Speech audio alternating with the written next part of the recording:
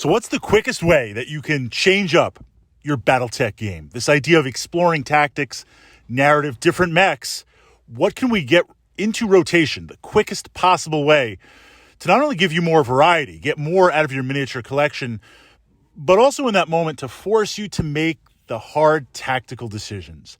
Now, certainly you can never go wrong adding more mechs, and we all have our favorite mechs.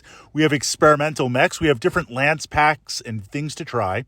You could add in Total Warfare, combined arms, miniatures, and tanks.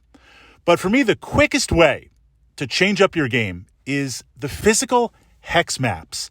Just playing on a different map, the same lances, take the same lance, play it over a couple of games. Yes, the dice and initiative are going to play a little bit, and you might have some lucky or unlucky rolls, but just by switching up the map, you change so much.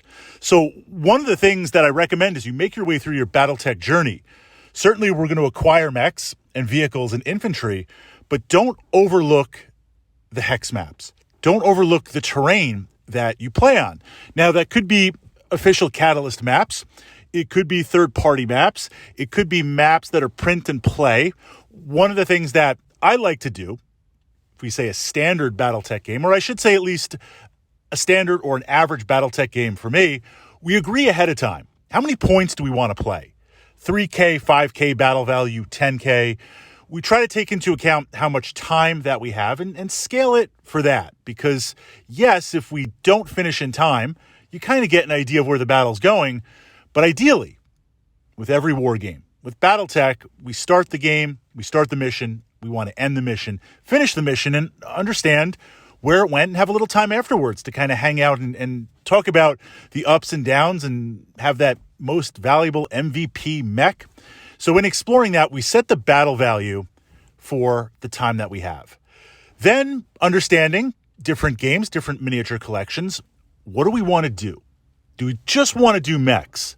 Do we want to do combined arms? Can we utilize infantry tanks? Can we have air support? Can we have infantry? I want to agree to this ahead of time because I realize my mech collection is pretty expansive. I can bring a lot of different toys to the table. If we agree everything can go and you don't have access to air support or anti-air, and I bring a couple of mech busters and I strafe you and drop some bombs, it's not going to be a really fun game for either of us. Maybe you say, Fritz, I'm just not there yet with my collection to be able to repel fire of that magnitude, or I'm just concentrating on mechs, or I've recently added a couple of vehicles. Now, if we say we're going to play with air support, and sometimes I do this, I roll the dice and say, well, you know, my opponent, he might not bring much air support. They might not have a lot. I don't need anti-air. I'm going to load up on hovers. And sometimes I've paid for that decision. Or sometimes I say, well, let me bring some anti-air to counter and maybe some warriors and things to push the air support. And my opponent brings some air and we have air to air. Or I bring artillery, but everything's fast moving and I can't zero in on those spaces. What I'm trying to say in that framework is an agreement ahead of time.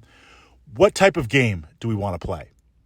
Then we get to the mission. Now, maybe we say, is there a particular type of mission that we want to play?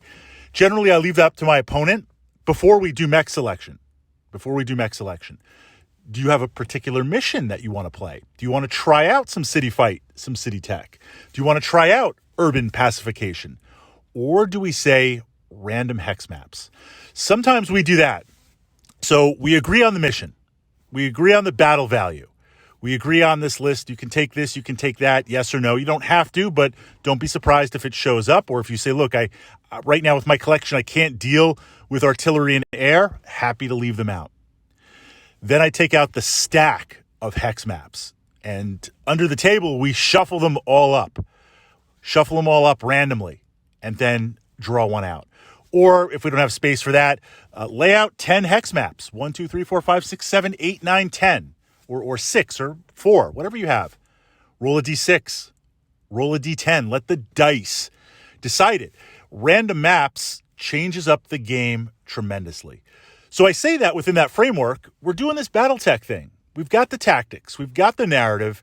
But wherever you are in your collection right now, in this moment, we're trying to get out of the most of what you have. And as you slowly build your collection, looking at those little things in the Battletech universe that you can add that will immediately give you options to change up your game. And if I had to name that number one, it would be adding more hex maps.